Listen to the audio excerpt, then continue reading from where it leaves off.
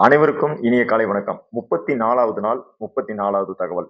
இன்னைக்கு நம்ம பார்த்துட்டு இருக்கிற தகவல் என்ன அப்படின்னா, வணிகம் சார்ந்த கடன் வகைகள்ல 4வதான வகை எம்எஸ்எம்இ லோன்ஸ் அப்படிங்கிற விஷயத்த நம்ம பார்த்துட்டு இருக்கோம். இந்த எம்எஸ்எம்இ லோன்ஸ்ல மொத்தம் 6 வகையான லோன் பிரிவுகள் இருக்குது அப்படின்னு நம்ம நேத்து டிஸ்கஸ் பண்ணியிருந்தோம். அதுல ஒரு பிரிவு நம்ம நேத்து பார்த்துட்டோம்.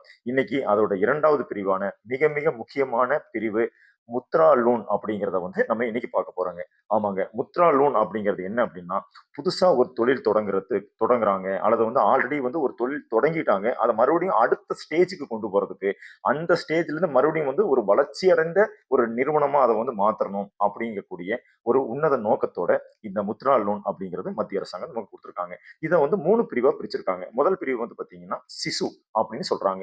சிசு அப்படிங்கிற லோன் வகையில 50,000 வரைக்கும் நமக்கு லோன் அவைலபிள் குடுக்குறாங்க.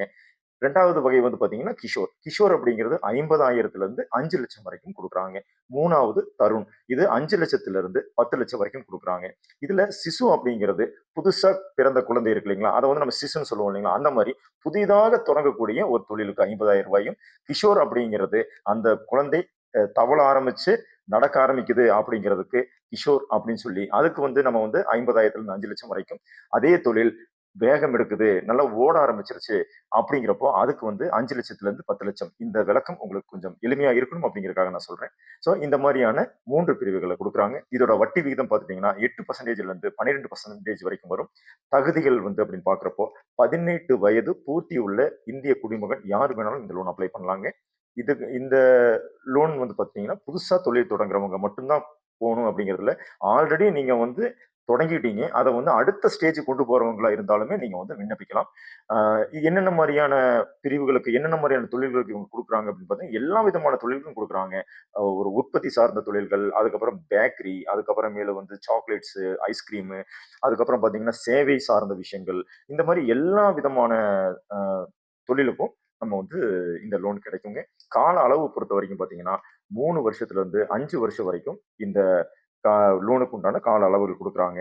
இதுக்கு என்ன மாரியான ஆவணங்கள் வேணும் அப்படின்னு பார்த்துட்டீங்கன்னா, ஆதார் கார்டு, பான் கார்டு, நம்ம இந்த பிசினஸ் உண்டான பிளான். நான் இந்த பிசினஸ் பண்ண போறேன், இப்படி பண்ண போறேன். இது மூலியமா எனக்கு இந்த வருமானம் கிடைக்கும் அப்படிங்கிற ஒரு தெளிவான திட்டமிடல் இருக்கணுங்க. அந்த பிளான் நம்ம குடுக்கணும். பேங்க் ஸ்டேட்மெண்ட் குடுக்கணும்.